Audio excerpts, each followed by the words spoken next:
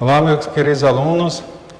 Infelizmente estamos um pouco distante, mas nada melhor do que uma videoaula para nos aproximarmos, ok?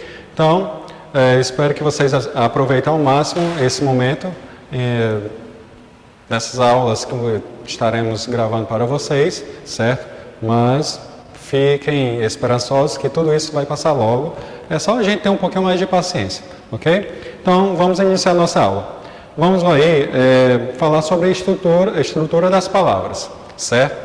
Então, vocês já pararam para perceber que cada palavra ela pode ser composta por unidades mínimas, certo? Obviamente que vocês já ouviram falar em séries anteriores sobre radical, sobre desinência, vogal temática, no caso, vai preparar o radical para receber essa desinência, tá certo? E cada parte dessas palavras, elas são tidas como unidades mínimas. Então, como temos aqui, como vocês podem observar, brincamos, chaleira, não vão pensar que aqui é separação silábica, não, brincadeira, eu sei que vocês sabem que é separação silábica, ok? Então, vamos lá. As palavras podem ser divididas em unidades menores.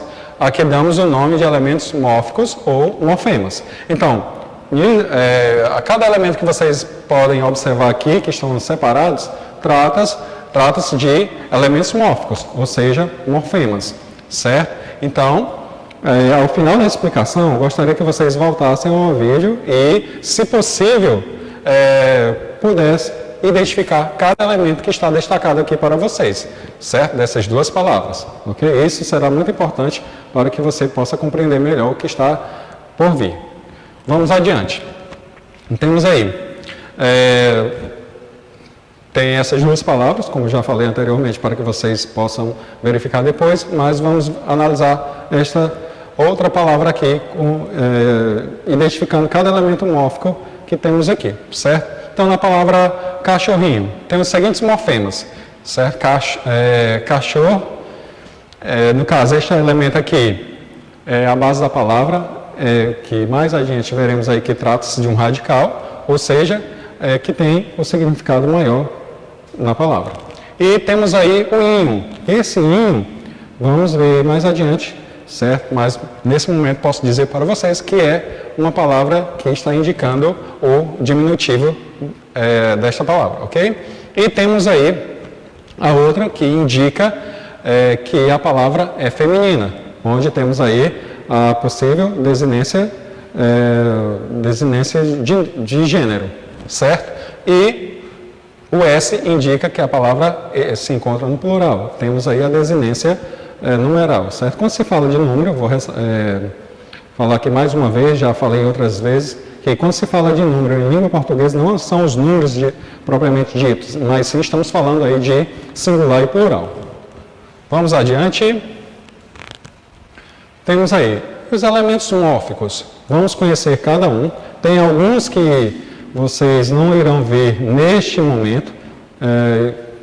Possivelmente iremos estudar em outra série com mais profundidade desse elemento, certo? Mas no momento vamos se ater apenas neste aqui, o radical. Como foi falado agora há pouco, o radical é onde temos a base da palavra, onde temos a significação maior. Então, no caso aqui, radical, vamos para a definição. Ok? É o elemento básico e significativo das palavras. Vamos ao exemplo. Então, sempre que você se deparar com uma palavra, você pode observar que todas elas, se você principalmente for colocar essa palavra para derivação, vai perceber que tem uma parte significativa que ela vai se repetir. No caso aqui, o radical. Então, vamos aqui para a palavra livro. E vamos perceber que outras palavras é criada em cima apenas do radical. Temos aí livro, livrinho, livreiro, livreco. Isso, como vocês podem perceber, se repete aqui, livre, certo? No caso aqui, temos aqui o radical. Vamos adiante. Desinências. Gente, na desinência é possível encontrar número, é possível encontrar o gênero, certo? E quando se tratar de um verbo, temos aí a desinência modo temporal, onde podemos identificar o modo e o tempo em que aquele verbo foi empregado em um determinado contexto em que ele possa vir a ser visto em algumas orações ou pequenos períodos, certo? Então vamos lá. Desinência são elementos terminais indicativos das flexões das palavras. E como já foi falado, temos aí as desinências nominais. Então, quando se fala de desinências nominais, quando se fala de nomes propriamente ditos, somente nomes, temos aí, é possível encontrar duas desinências. No caso, a desinência que vai indicar o gênero, masculino e feminino, e a desinência que vai indicar o número, singular e plural. Vamos lá. Aluno, aluna. Então, a letrinha que vai indicar essa desinência, fazendo a identificação de masculino e feminino, justamente o O e o A, aluno e aluna. E o elemento mórfico, que vai mostrar que trata-se de uma palavra no singular ou plural, justamente aqui o S. Ok? Espero que tenha ficado bem claro essa questão da desinência. Vamos ver isso muitas vezes. Vamos adiante. Desinências verbais, certo? Como eu já falei há poucos instantes, desinências verbais é onde é possível encontrar o número, certo? O número, é possível encontrar o modo, o tempo. Vamos aqui. Então vamos aí. Desinências verbais indicam as flexões de número e pessoa e de modo e tempo dos verbos. Exemplo disso, temos aí o compro, compras, compramos, comprais, compram e comprava. Compravas. Professor, está parecendo a minha mãe me ensinando verbos lá quando eu estava aprendendo. Não, mas é mais ou menos isso, mas é até chegar justamente ao que queremos ver, que é a questão das desinências modo-temporais, tá certo? Então, como vocês podem observar aqui, temos algumas desinências. No caso, o exemplo disso é comprava. Esse vai indicar o quê? É uma desinência modo-temporal, pois aqui está indicando que trata-se de um verbo que está no pretérito imperfeito do modo indicativo, certo? Enquanto compravas e compramos, podemos observar que, ao mesmo tempo, poderá dar indicações do modo e tempo, e indica também em que pessoa estas palavras estão sendo conjugadas, ok? Vamos adiante. Só um probleminha aqui. Pronto, vogal temática, certo? Gente, como foi dito em alguns momentos, quando se falava em estrutura de palavras, certo? Vogal temática é a vogal que se junta ao radical, certo? Ela vai indicar a conjugação deste verbo, se for um verbo, certo? Claro, verbo. E esta vogal, ela vai preparar esse radical para receber as desinências. Então, vamos lá. Vogal temática é a vogal que se junta ao radical, preparando para receber as desinências, como já foi falado. Nos verbos, distingue-se 3 vogais temáticas. E estas 3 vogais temáticas, elas são responsáveis em nos indicar, para indicar em que conjugação estes verbos se encontram. Ok? Então, vamos lá. Vogal A, certo? Estando junto ao radical, caracteriza os verbos da primeira conjugação. Exemplo, buscar, buscavas, e entre outros verbos. Então, temos aí a vogal temática Então, nessa vogal temática caracteriza os verbos de segunda conjugação. E isso veremos mais adiante. Tudo bem? Então, vamos lá. Vogal I, que vai caracterizar a terceira conjugação. Ok? Então, temos aí proibir, proibirá. É muito importante que não confundam com outros termos. Obviamente que temos aí muitos alunos curiosos que, quando vai estudar a estrutura de palavras, pode se deparar aí com vogal de ligação e consoante de ligação. Só lembrando, esses termos aqui, eles são utilizados mais por questões eufônicas, ou seja, para amenizar a pronúncia dessas palavras. Vou citar um exemplo, mas não é alvo de estudo no momento. No caso aí, chaleira, certo? Então, chaleira, vocês podem perceber que chá e eira, entre esses dois elementos, temos aí a letra L. Então, a letra L foi utilizada aí, sendo uma consoante de ligação justamente para facilitar a pronúncia, ok? Mas isso veremos um pouquinho depois, não é objeto de estudo no momento. Vamos aqui adiante. Os afixos, certo? Gente, quando se fala de afixo, acredito que será visto de uma maneira bem simples, certo? Até mesmo que vocês conhecem, apenas não tem a nomenclatura para estes termos. Basta lembrar aí de substantivos derivados, certo? Infelizmente, podemos ter aí certamente. Então, vocês podem perceber que essas palavras, elas tinham um radical já pronto e foi acrescido de elementos. E esses elementos têm a seguinte denominação que temos aí. Radical seria a parte principal da palavra, a base, certo? Mas só que esse radical é acrescido tanto de prefixo e sufixo. E esses dois elementos, prefixo e sufixo, são justamente os afixos, certo? Então vamos lá. São elementos secundários, geralmente sem vida autônoma, ou seja, principalmente quando a gente vai se deparar com uma derivação parassintética. Então veremos mais adiante. Por isso que foi acrescentada essa informação aqui, que são elementos sem vida autônoma, ok?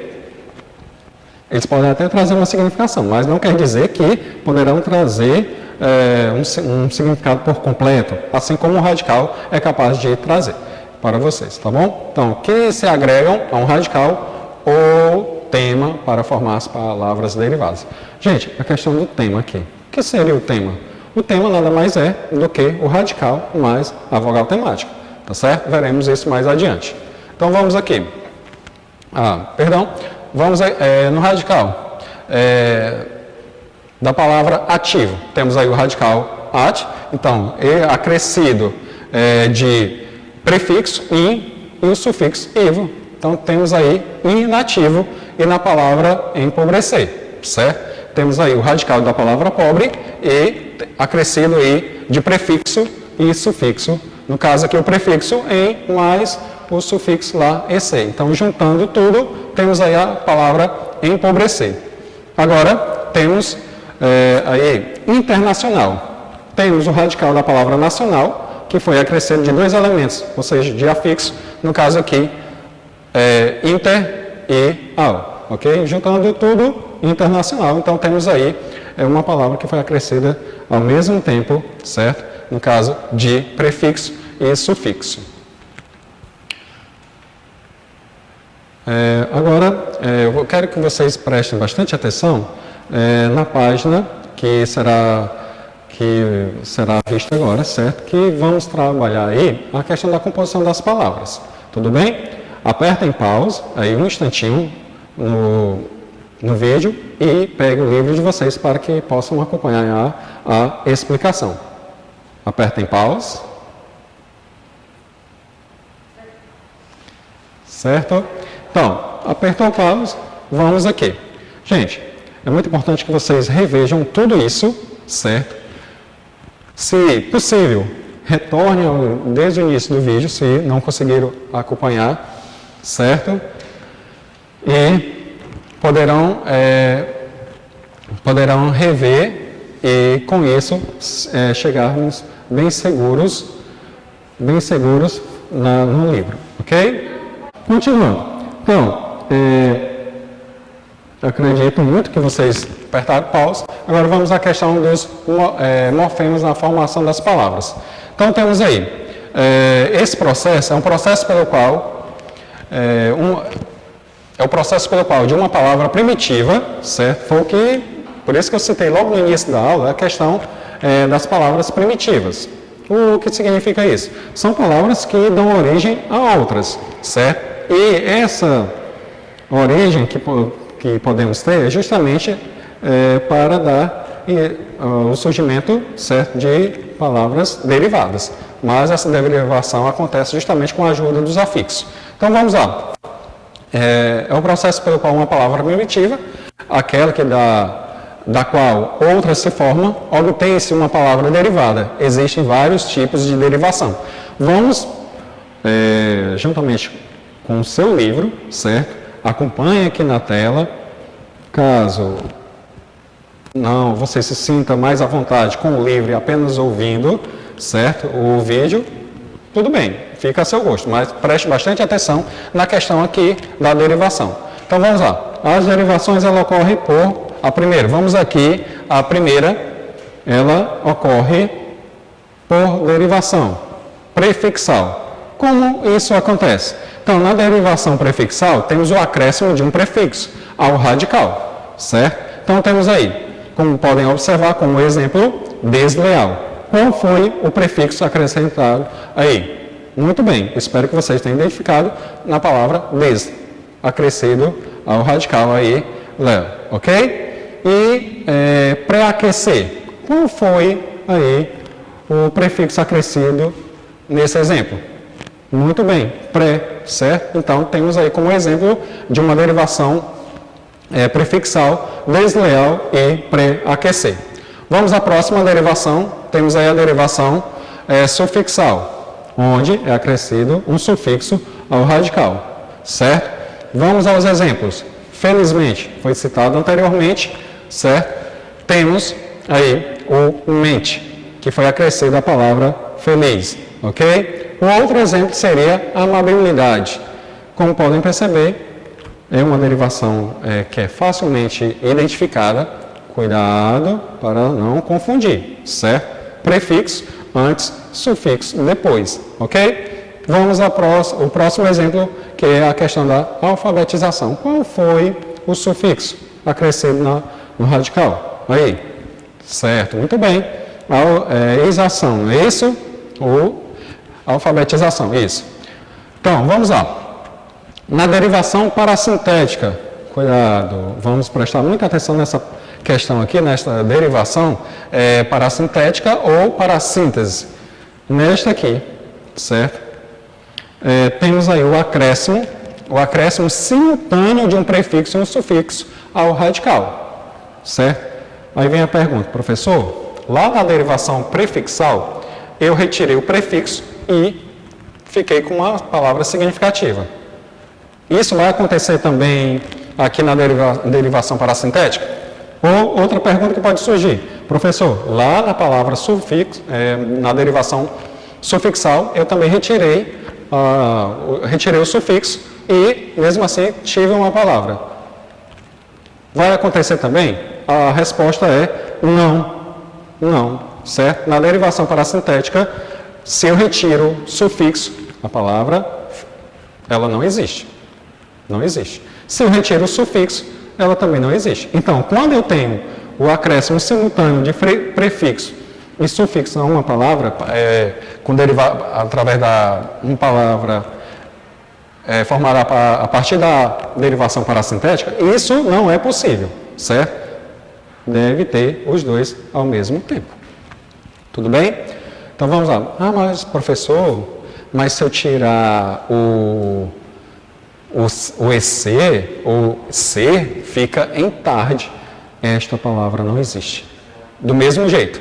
Desalmado. Professor, mas eu tirei o ado, ou tirei o do, certo? Até mesmo que fica aí desalma. Mas não existe essa palavra desalma. Ok? Vamos adiante. Vamos para a derivação prefixal e sufixal. Gente, não confundam, mais uma vez, não confundam, certo?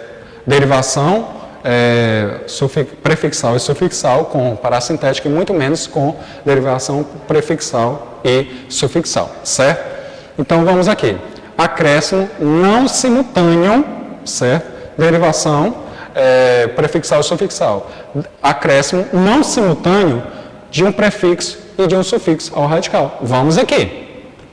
Infelizmente, aqui sim, você pode retirar um ou outro e terá uma palavra com sentido e que existe. Agora, no outro exemplo, reabastecimento. Se você retira prefixo ou sufixo, sim, isso vai ter sentido. Esta palavra vai existir. Ok? Vamos continuar, certo? Repetindo, derivação prefixal e sufixal, eu posso retirar um elemento ou outro e esta palavra, ela manterá uma significação, certo? Ela existirá. Vamos aqui para a derivação regressiva. que seria essa derivação regressiva? É justamente, ocorre a eliminação de morfema no final da palavra, certo?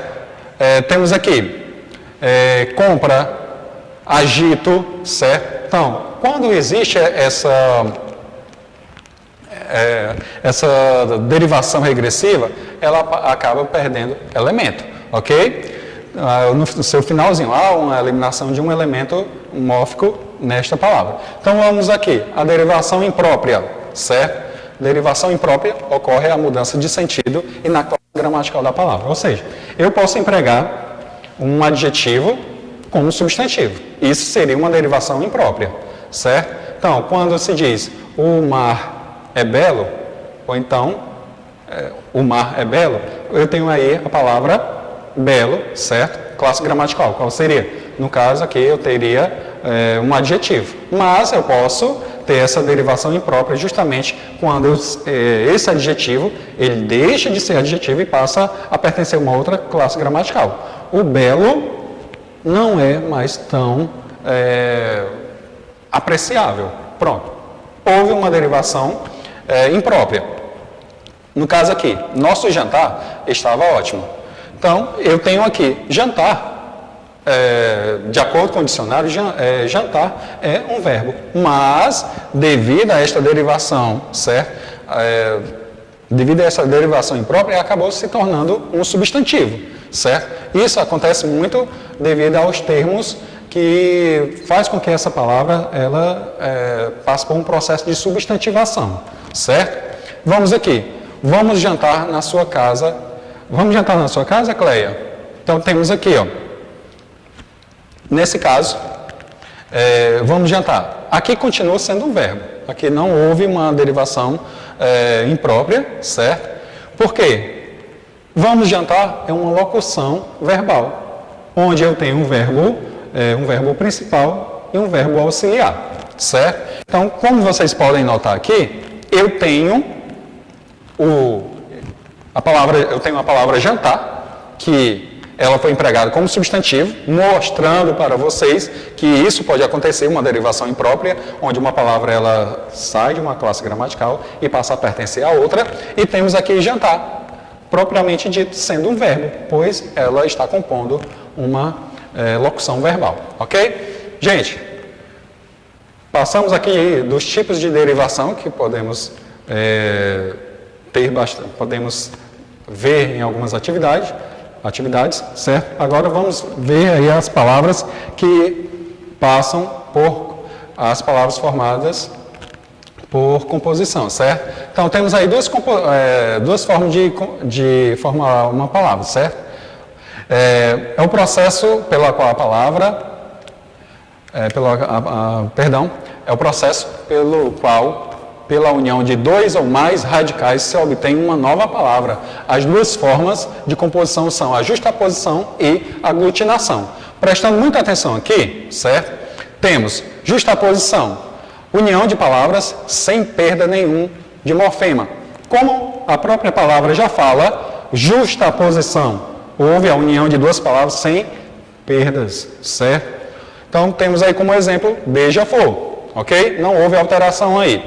E por aglutinação, diferente da justaposição, haverá perda, ok? Então, pela união de duas palavras com perda de alguns morfemas. Então, vamos aqui, embora. Na formação da palavra embora, como podem perceber, houve perda de elementos. E com isso, caracterizando a composição por aglutinação, ok? Pronto, gente, eu espero que isso tenha ajudado a vocês, certo? Agora eu gostaria que todos pegassem o livro, que já está em mãos, acredito eu, durante essa explicação final, e realize as atividades que estão na página 66, 67, e um pouquinho desta atividade, ela terá seu fim na página 68. Então, meus agradecimentos pela atenção de vocês. Eu espero que realizem a atividade, uma observação e uma chamadinha de atenção, né? Bem característico da minha parte. Não deixem para fazer a atividade no momento da correção. Combinado? Qualquer coisa, estamos aqui. Tchau.